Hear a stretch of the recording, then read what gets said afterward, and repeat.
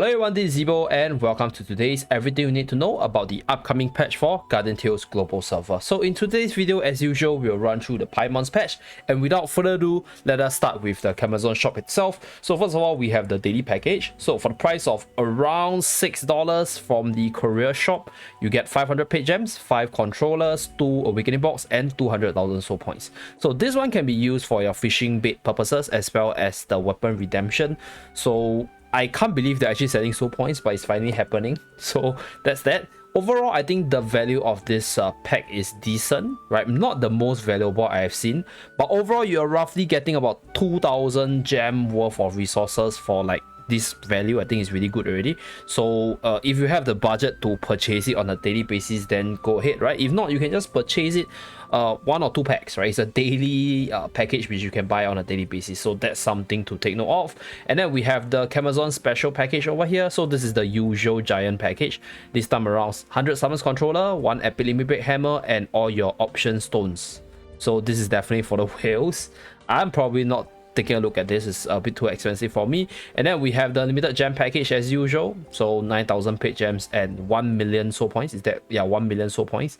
So if you're really into fishing, if you're really into all the soul points related stuff, then I think this is a okay buy. Personally, I'll skip it because soul point is easily farmable with time, right? You can slowly farm it across time, unless you are really in a dead rush to rush through all the fishing contents. Then you can buy it, just to speed things up, but it's very skippable in my honest take.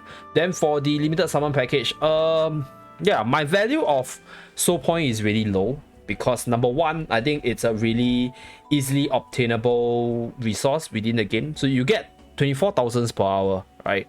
So every 10 hours you're getting 240,000.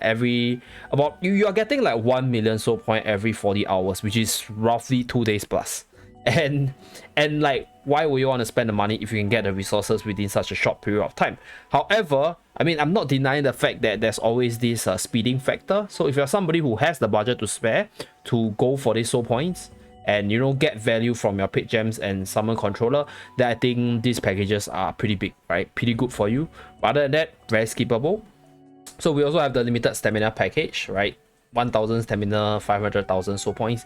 Personally, I think if you are saving time, if you are you're trying to get more resources out of it, I think the most reasonable one will be the limited time coffee pack, where you are able to use coffee and soul points to speed up your progression for farm as well as your expedition, because there's a few 2 times events going on, right, for Guardian Tales itself in the coming patch. So you want more coffee for that, and if you value the amount you spend to the like relative content, I think the stamina one is better, because yeah, this is cost like what, 1/3 of the price of this one. If you get like 3 of these, you get 3,000 coffee and you get 1.5 mil soul points. So the amount of soul points you get just spending the same amount of this pack is pretty huge. And other than that, I think stamina in general right now is quite valuable because there's 2-time events. There's also your stamina event for your seasonal rewards.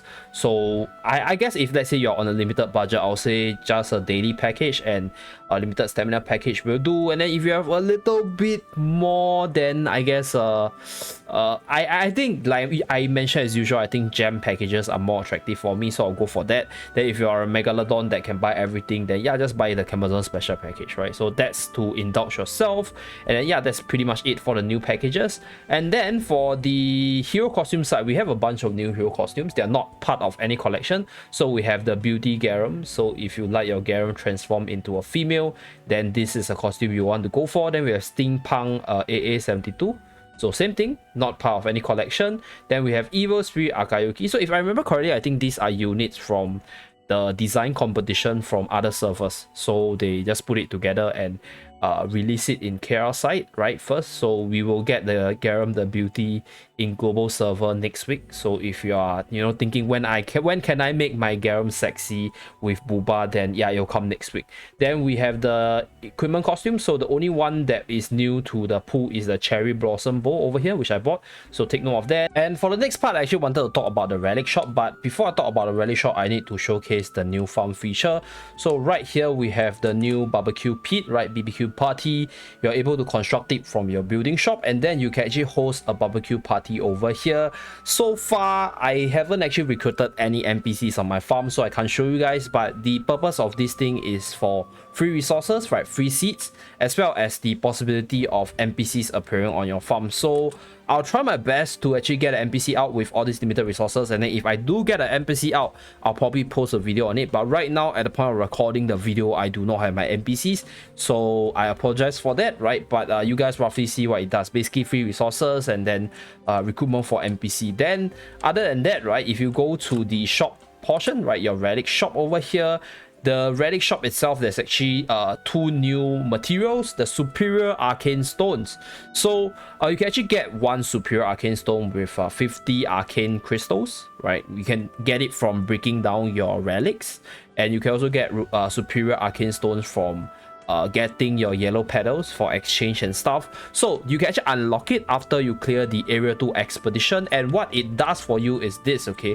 After you clear the second area, right? So I already actually released the video for the expedition, but I'm just going to show you guys. So this is how the second area for expedition looks like. It's a lot harder. Just a disclaimer, I'm gonna say this first, it's a lot harder. It requires even more stats, right? The area 2 is unlocked. Like right now, right, I barely can clear second trial area, so that speaks volume, provided that my account is not really like PvE centric, but still it is really difficult, right? That's one thing to take note of, right? It's a spider team 1. I'm pretty sure some of the Korean whale YouTubers really cleared all the stages, so you guys can view their videos to see the contents, but I can't really show you guys because my account is just not strong enough.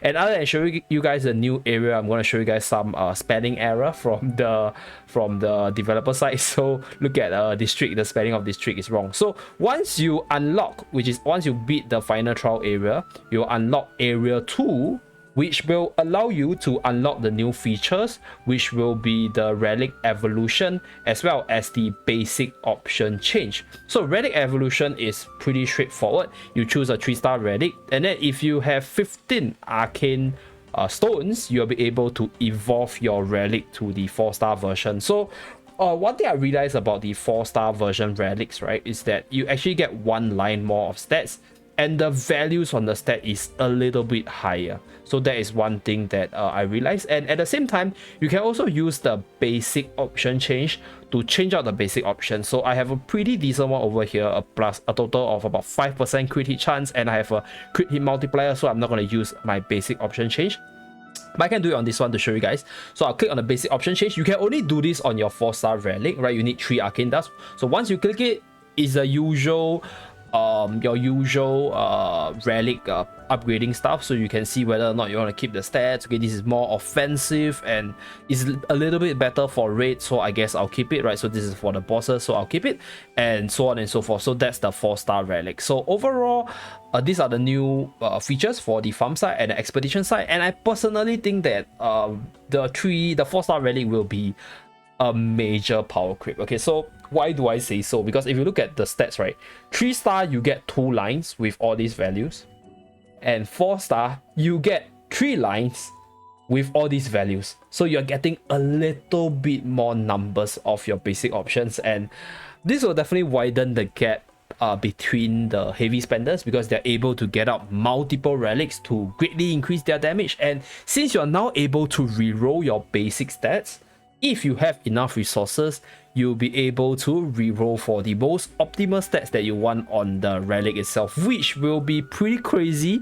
I can think of a lot of combos coming up, right? Weapon skill getting even stronger, right? Midi crit becoming even more powerful because you have like 3 lines of crit, which I just showed you guys, or you have like 3 lines of attack, which massively boosts your damage output. So raid damage will also be very different with 4-star relics. So that's one thing. And I think the base value for the stage buff actually increased a bit, if I remember correctly. So if you look at Holy Vow is 7%, and then if it's a 3-star one, it's 5%. So yeah, 4-star is going to be a major power boost. So if you look at Solemn Ringing, 7% from 5%. Yeah, so yeah, 4-star also boosts the stage buff, which is, yeah, I guess, you know, as time goes by, we're going to introduce more tools to spend on, right? More tools to invest our resources on. So part of power creep. And with that, right, let us move on to the next part of this update. Okay, so this part will actually be the last part of the video. So we have the hero up banners, right? We have Pymon, we have Clara, we have Lin, as well as Visual Vec. So all your fire heroes, and on top of that, there's also the summoning mission for extra value.